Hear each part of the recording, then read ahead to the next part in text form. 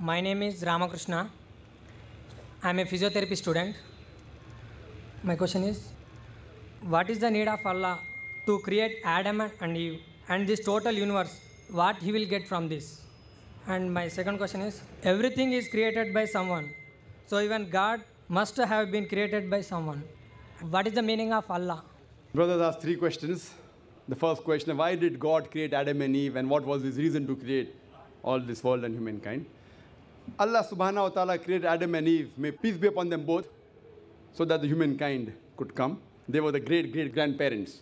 Allah says in Surah Hujurat, chapter number 49, verse number 13, Ya ayyuhan nasu inna khalaqnakum min zakrin wa unsa wa ja'alnakum shu'uban wa qaba'ila lita'arafu. Inna akramakum indallahi atqakum. Inna Allah alimun khabir. O humankind, we have created you from a single pair of male and female and have divided you into nations and tribes so that you may recognize each other, not that you may despise each other. And the most honored in the sight of Almighty God is the person who has taqwa. The criteria to judge any human being, it is not wealth, it's not color, it's not caste, it's not creed, it is taqwa, it is God consciousness, it is righteousness, it is piety.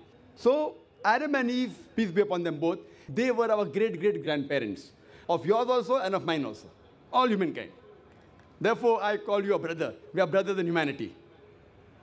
Allah says, Ya you are nas, O humankind. And Allah says in Surah Isra, chapter number 17, verse number 70, وَلَقَدْ كَرَّمْنَا بَنِي آدَمَ. Almighty God has honored all the children of Adam. Whether they are born in India, USA, UK, born in a Hindu family, or a Muslim family, or a Christian family, Allah says He has honored all the Bani Adam. If you are a human being, Allah has honored you. Whether your name is Zakir, Abdullah, Ramu, Shankar, if you are born as a human being, Allah has honored you. Now coming to the question, why has Almighty God created the human beings? Allah has created the human beings because Allah says this is one of His best creation.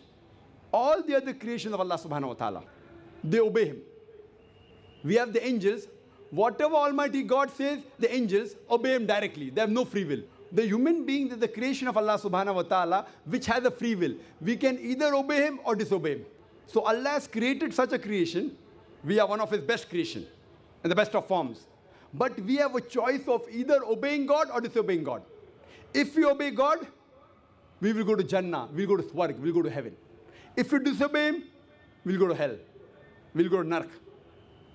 So this is a test for the hereafter. Allah says in Surah Mulk, chapter number 67, verse number 2, Allazi khalaqal mauta wal hayata. It is Allah who has created death and life to test which of you is good in deeds. So this life is a test for the hereafter. So Allah has created the human beings, and Allah says in Surah Dhariyat, chapter number 51, verse number 56, وَمَا خَلَقْتُ الْجِنَّ وَالْإِنسَ إِلَّا لِيَعْبُدُونَ. That we have created the jinn and the men not but to worship Him. So we are supposed to worship, obey the commandment of Allah subhanahu wa ta'ala. So this is a different creation of Allah subhanahu wa ta'ala, which has the free will of even going against Allah subhanahu wa ta'ala or obeying Him. All the other things, the stars, the trees, the mountains, the Quran says they do sajda to Allah subhanahu wa ta'ala, they prostrate to Him, they obey Him. We have a free will. Now when Allah has given a free will, with the free will if we obey Him, we become higher than the angels. With the free will if we disobey Him, we become the partners of the devil. So He's created us for the test for the hereafter. Coming to your second question. Everything has a creator. Who created? God. If anyone says everything has a creator, it is a wrong statement. Every created thing has a creator. The definition of God is He is uncreated. The moment you say who created God, He's not God.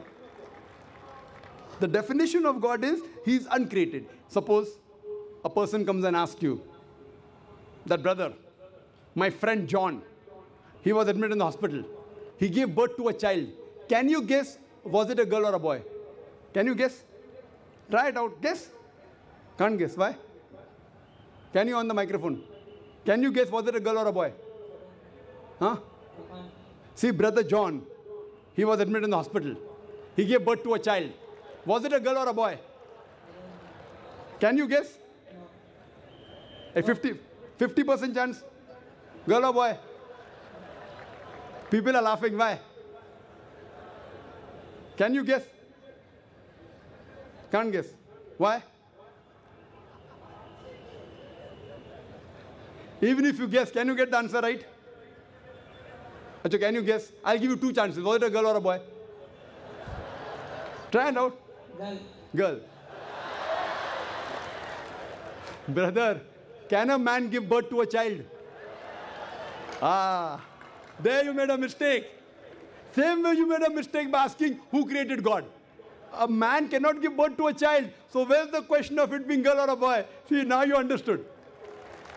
Ah, now that's good, brother. So it was a man cannot give birth to a child. So where's the question of a girl or a boy? So when you're asking who created God, God by definition, Allah by definition is uncreated. The moment you say who created Allah, He's not Allah. وَلَمْ يَقُلْ لَهُ كُفُوًا أَحَدٌ. There's nothing like Him. Coming to your last part of the question. Who is Allah? Who is Allah? The best definition I can give you is quote to you Surah Ikhlas. Chapter number 112, verse number 1 to 4. It's mentioned in the Quran. Kul huwallahu ahad. Say He's Allah one and only. Allahu samad. Allah the absolute eternal. Lam yalid wa lam yulad. He begets not nor is he begotten. Walam yakul lahu kufuwan ahad. There's nothing like Him. This is a four-line definition of Allah subhanahu wa ta'ala.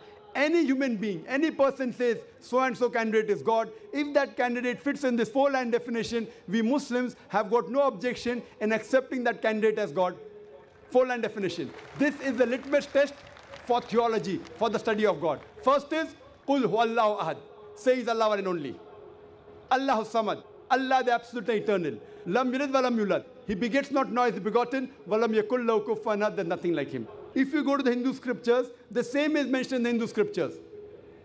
Kul huwallahu ahad is mentioned if you read Chandogya Upanishad, chapter number 6, section number 2, verse number 1. Ikkam evidityam. God is only one without a second. Second test. Allahu samad. Allah the absolute eternal. Bhagavad Gita, chapter number 10, verse number 3 says, I am known as the Lord of all the worlds, the unbegotten, the beginningless.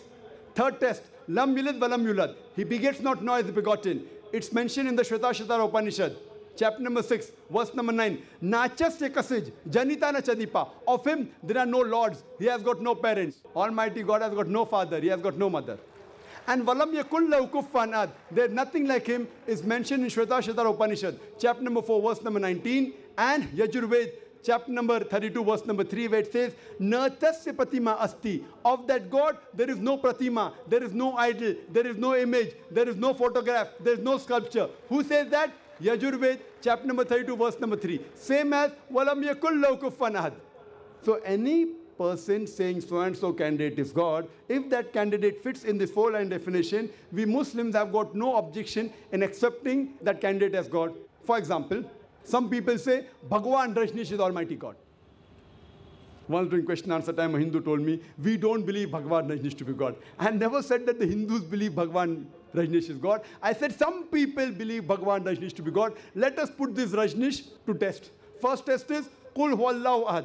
Say He's Allah one and only. Was Rajneesh one and only? Was he the only man who claimed divinity? There are hundreds of them. And in this country, we have thousands of men who have claimed divinity. He's not the only one. But Rajneesh Bhaksi said, no, he's unique. Let's go to the next test. Allahu samad. Allah, the absolute eternal. Was Rajneesh absolute eternal? We know from his biography, from his autobiography, he was suffering from asthma, from diabetes, from chronic backache. Imagine Almighty God suffering from asthma, diabetes, chronic backache. Third test. Lam yalid wa lam yulad. He begets not nor is begotten. Bhagwan Rajneesh was born in Madhya Pradesh. He had a father and mother. In 1981, he goes to America, USA, and he takes thousands of Americans for a ride. In the state of Oregon, he starts his center and calls it as Rajneeshpuram, his village.